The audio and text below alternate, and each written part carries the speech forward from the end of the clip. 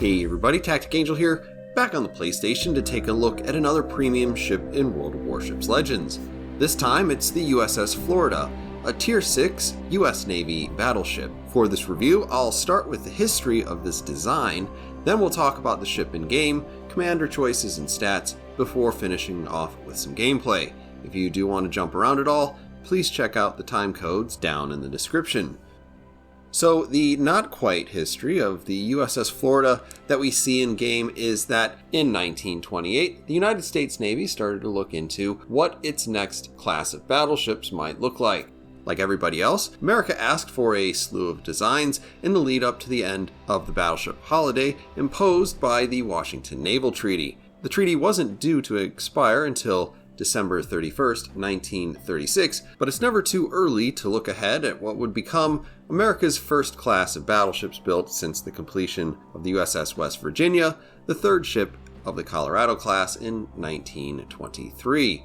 This is a series of designs that would eventually lead to the USS North Carolina, but since that is a real ship that was actually built and eventually worked pretty well, the design we see in game is predictably named after another state.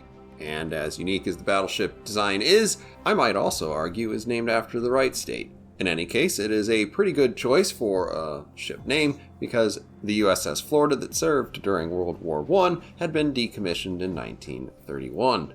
The United States would draw up a total of 16 different plans for battleships, many with several variations, bringing the total number of designs to more than 35. These plans were intended to conform to the London Naval Treaty, which would enter negotiations in 1930, obviously while these designs were being put forward. This means the design that you see in-game is essentially the 14-inch version of a 35,000-ton battleship. Some of these designs would continue in the footsteps of the standard class battleships, which would essentially have created a more modern Pennsylvania, Tennessee, or New Mexico class. Others followed in the footsteps of the Nelson and Rodney, mounting 3 forward turrets. Still others were hybrids between aircraft carriers and battleships, and none of those are obviously what we're looking at. This is the Type 16 design, which was a ship intended to reach higher speeds while preserving the same sort of firepower of those earlier 12-gun, 14-inch battleships. The design would have featured an all-or-nothing armor scheme, and the ship's armor was designed to repel shots up to 14 inches, but would have been vulnerable to 16-inch shells. In total, she would have had less protection than ships like the Richelieu, but heavier armor than other ships that would be built around the same time. Though considerably faster than the 21-knot standard class battleships, she'd be generally slower than other battleships being built by European powers in the 30s. After selection, 4 additional designs were created, the Type 16A through 16D plans, some of which could reach a theoretical top speed of 30 knots, but other than a few alterations, this is largely something close to the original Type 16 design. Some notes about the model that you see here in port: the implementation of 3 turrets with 4 guns, rather than 4 turrets with 3 guns, would help to reduce the weight of the ship. The design seems to assume that America would have adopted a similar turret design as the French Dunkirk or Richelieu class of battleships, which is essentially 2 twin turrets within a single housing with a wall that runs right down the middle of the turret. The separation between the second and third gun here is therefore probably not just specifically because they needed to put a ladder there, but would help to keep half of the turret functional should the other half receive a hit. The stuff I looked at didn't get that detailed, but this is a good assumption, because frankly it's just a good idea. Also, the AA battery here is not a good representation of the anti-aircraft suite. Had something like the Florida been built in the mid-30s, the North Carolina, for instance, launched with a collection of Chicago pianos, which are 1.1-inch guns, and 50 caliber machine guns. But this is a decent, if not somewhat conservative, guesstimate of what it might have looked like with a mid-World War II refit, coming in just a little bit lighter on the AA than the North Carolina's 1942 refit. Naturally, this ship never exists though. In terms of paper ships, this ranks fairly high on the feasibility scale though.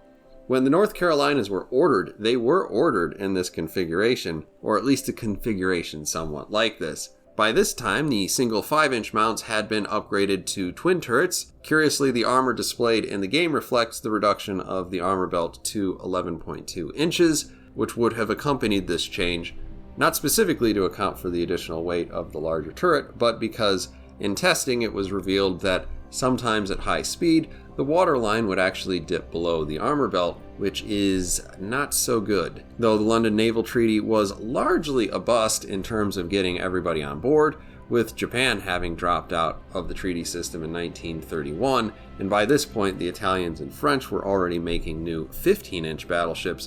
In 1936, Roosevelt was dragging his feet because he had an election to win. And though he was a lot more hawkish than the American people, he didn't really want to appear that way. It wasn't until March 1937, just 7 months before the North Carolina was laid down, that the main battery was swapped out. It was just lucky around this time the 16-inch 45 caliber gun was completing development. The guns themselves were significantly lighter than the older guns that we see on the Colorado, and the new 3-gun turrets could be designed to fit into the existing plan for what we see as the Florida's barbette and roller system. Overall, the weight of the new 16-inch gun system would only increase the weight of the turrets by 0.8%, so it's kind of a no-brainer. But if the stars hadn't quite aligned politically and developmentally, the North Carolina might have looked very similar to the Florida that we see in game, but still a little different. The Florida in World of Warships Legends is something like the Florida man in reality. You go down and visit, it's sunny, you see a friendly guy on the beach, he says his name's Steve. You hang out and drink some frozen drinks with those little umbrellas in it, the kind of stuff that Zarkun likes to drink. He seems normal, a happy guy, good family, beautiful wife. He's got his whole life put together and has this sweet job in the Department of Defense. Sure, Germany and Russia didn't buy into his Siegfried and Poltava designs, but he's sure the US Navy is going to just love his French-style battleship design, and after a couple of drinks, you're pretty sure Steve is going places. Naturally, buying into all this stuff, you're surprised at the Florida Man headline that you read the next week. Turns out, several of the things that you thought about Steve turn out not to be true. You're not exactly sure if it's something in the water, if he was lying to you the whole time, or if beneath those Ray-Bans were actually the wild eyes of a person who's always been brutally insane.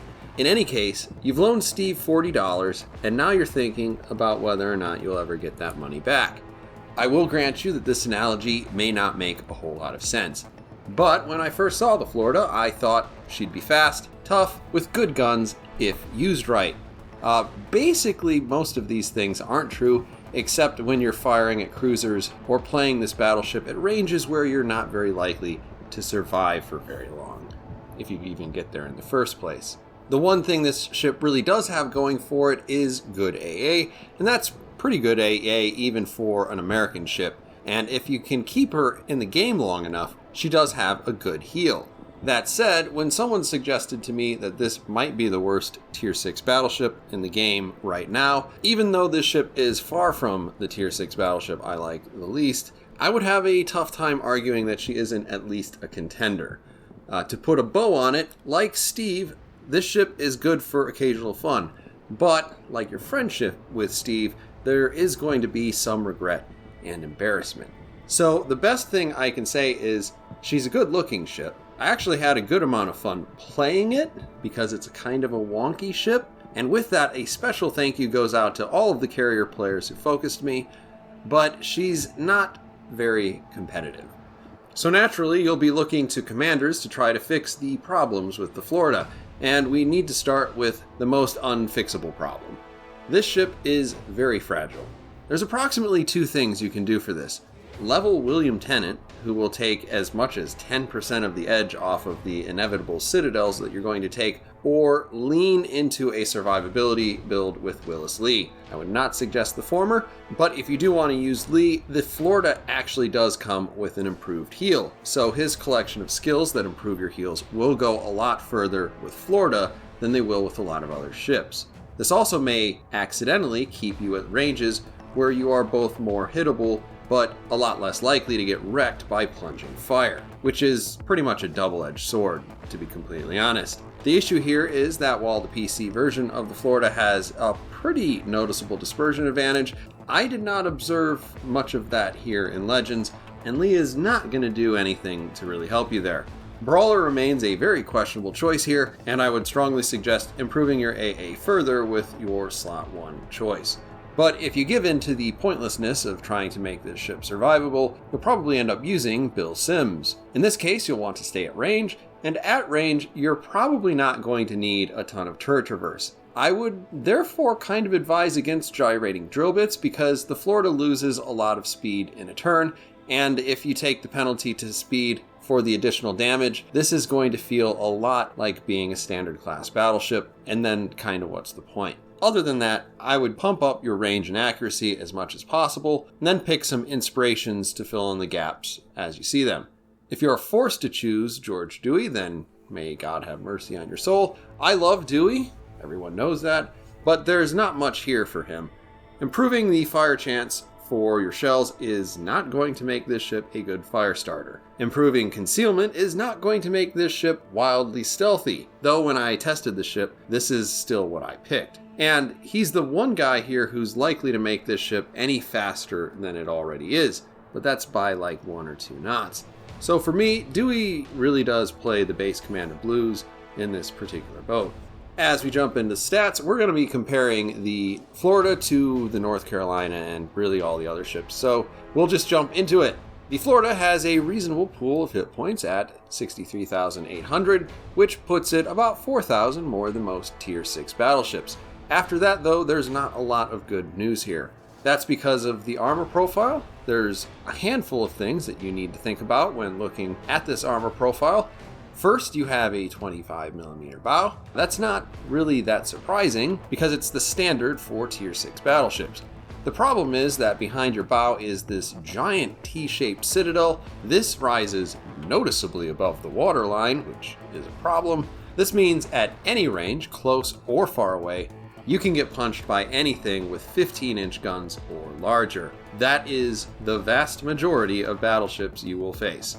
Your belt is 282mm, which isn't the weakest belt in the game, but it is pretty squishy for a ship with a citadel that is this large and this high out of the water. Other ships that feature this kind of T-shaped citadel are ships like the Poltava, Nelson, and North Carolina. The Poltava has an icebreaker bow, which will actually bounce a decent amount of shells that would otherwise hit the front of your citadel, and has as much as 370mm of belt armor. Nelson has up to 356mm of armor, and that's after you get through the 32mm of torpedo protection. From above, you will have a reasonably thick deck, and the top of your citadel is also pretty beefy. This covers the entire width of your ship.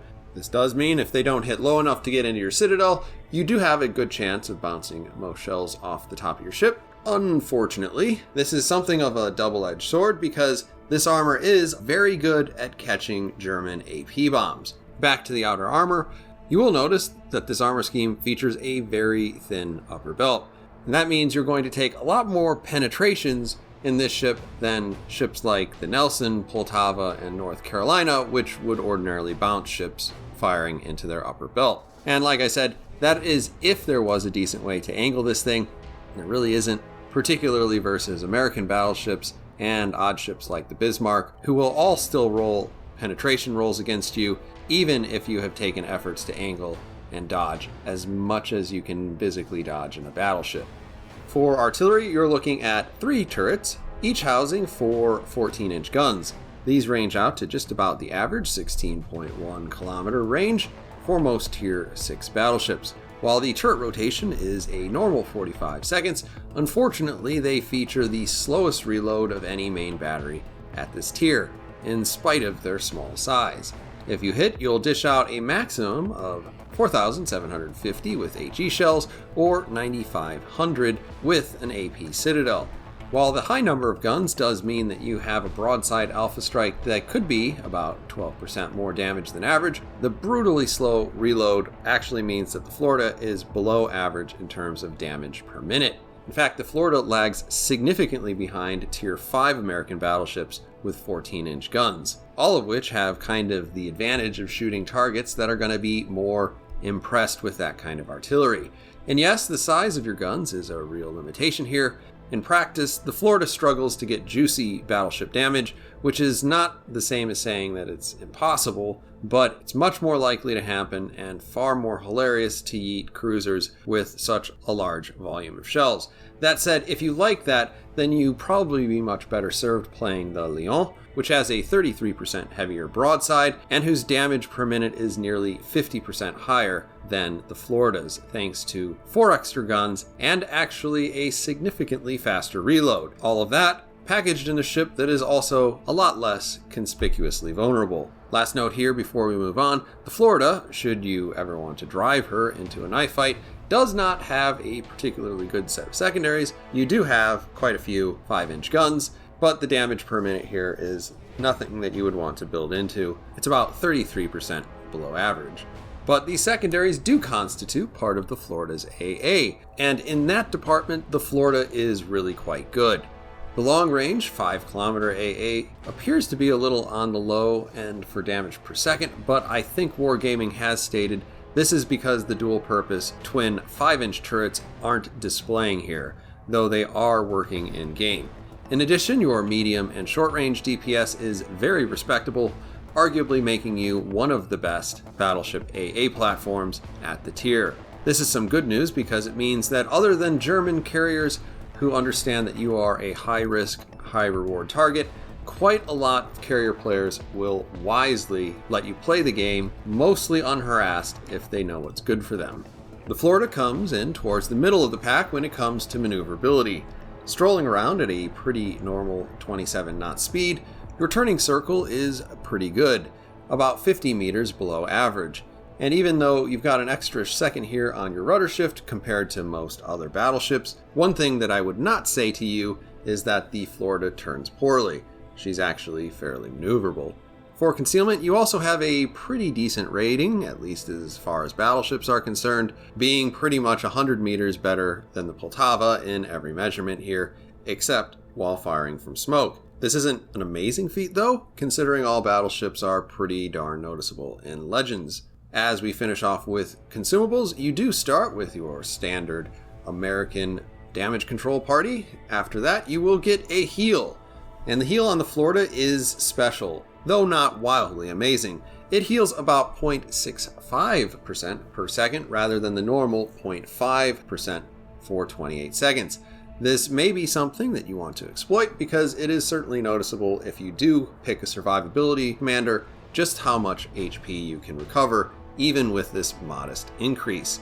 Your third slot is a choice between the 2 types of aircraft and, of course, the secondary targeting consumable. Since you don't have a good secondary array and you probably don't want to be playing at those ranges anyway, the best course of action is to immediately remove this option from your mind. At longer ranges, I would probably suggest using the spotter aircraft. You are going to want to improve the accuracy of this ship as much as possible. Without spotter aircraft and without a lot of accuracy, it does seem to have pretty close to normal American battleship dispersion. Sadly, you will only get 1 shot because of the extraordinarily long reload for your main battery guns. Finally, the fighter consumable is take it or leave it. It's useful for the normal sort of things, seeing over smoke at islands, and also trying to get the aircraft carrier to not pay attention to you. My general feeling is that smart aircraft carriers are probably not going to pay too much attention to you unless German carriers remain very popular, at which point you are just too juicy a target to pass up. Alright, so we're going to finally get into some gameplay. We're going to be on Crash Zone. My PlayStation got a little bit weirded out by that loading screen, so I had to finagle that a little bit. So we jump right into the game, and we are in the middle of the map. I don't want to be here, so I'm going to leave. While I'm doing that, I will go ahead and put my commander up on the screen. Build here is not exactly surprising. I've done a little bit of fiddling around. The most important thing that I think I've done here is not choose gyrating drill bits. Mostly because if I do, it would drop the speed of this ship into the 25 knot range. And let me put it this way. It doesn't feel great, particularly when you see how this thing bleeds speed in a turn. In any case, we are otherwise just basically running a whole bunch of additional accuracy and range and that sort of stuff. But other stuff of note here is in slot 1, you do want to take the anti-air mod because that'll make you even sexier when it comes to repelling aircraft. Now, as I am rounding the corner of this island, you will see that I accidentally pull up the map because what I want to see is what my range is. I want to make sure the Synop is actually inside of my range before I fire at it. We've launched our spotter aircraft, and a few seconds later we put our shells out there. This is kind of the normal result that you end up with a lot of times against other battleships, particularly at the ranges where you can survive being targeted by other battleships. The 14-inch gun is just not real impressive. Against the Tennessee, I feel a little bit better. I'm aiming for beneath the first turret because if I catch him at the right angle, I might be able to punch through his soft forward section and into his citadel, but that doesn't happen.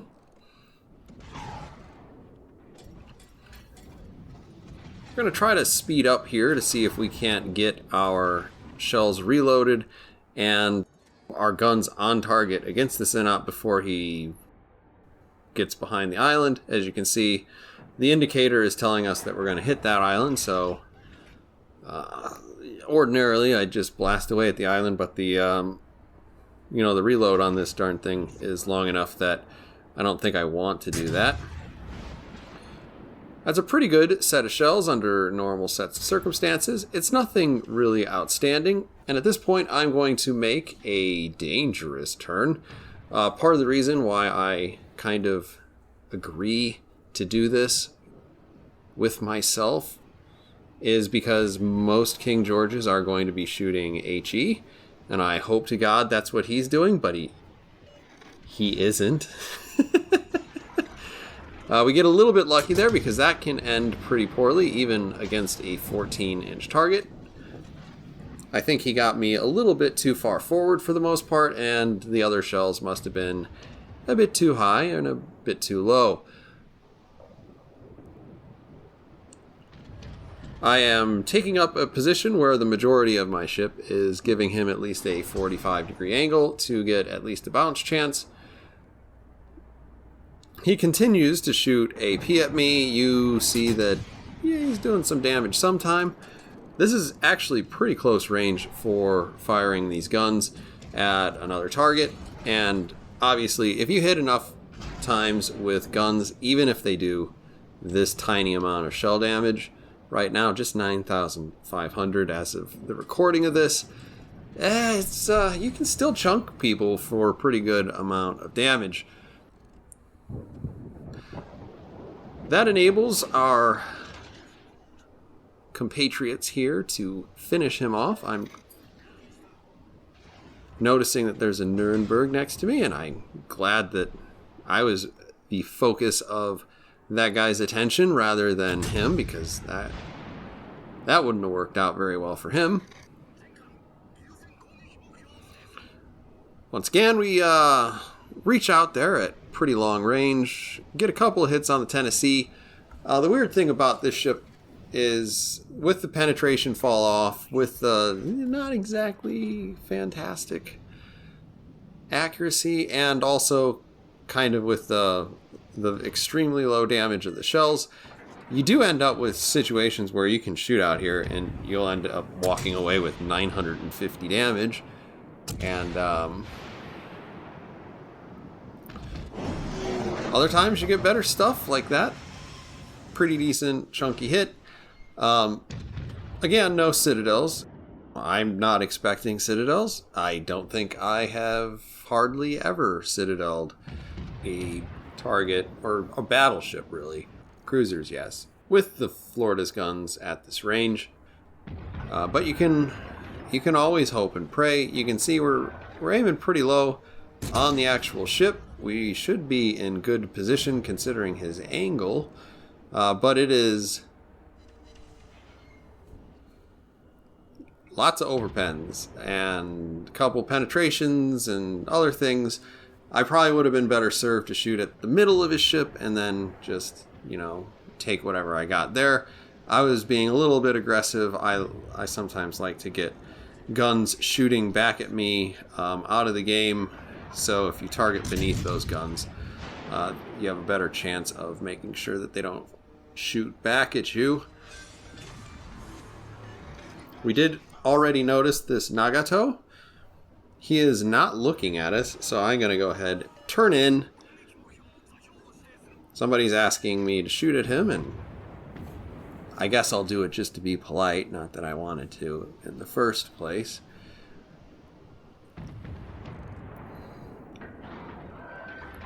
Nagato is historically a relatively similarly armored ship. At this range, the 14-inch shells prove to be quite enough.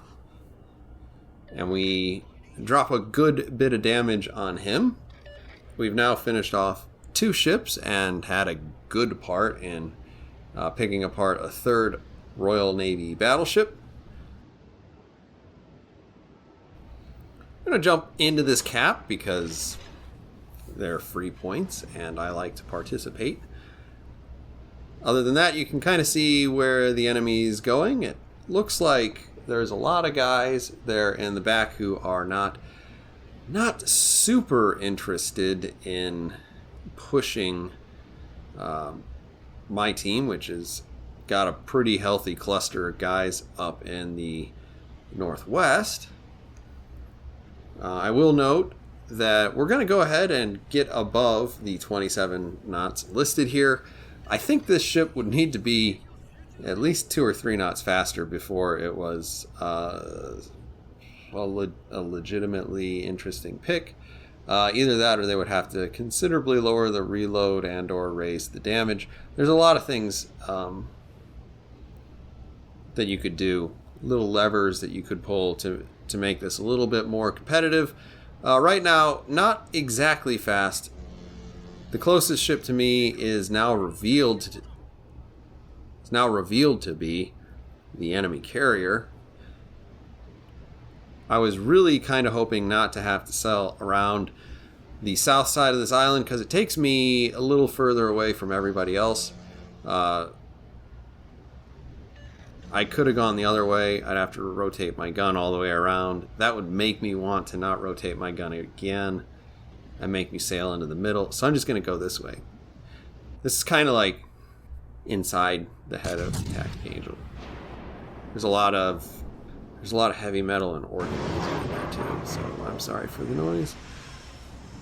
So we got the Visa way out there. He's got a pretty good angle. He actually turns out while those are in flight, and you can see we've walked away with I wasn't paying attention. Was that nothing? Looked a lot like nothing to me. So then we play the waiting game.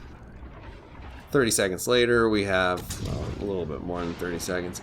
Our next set of shells, we're going to put those out there. I'm not doing a super great job in terms of not making too many maneuvers.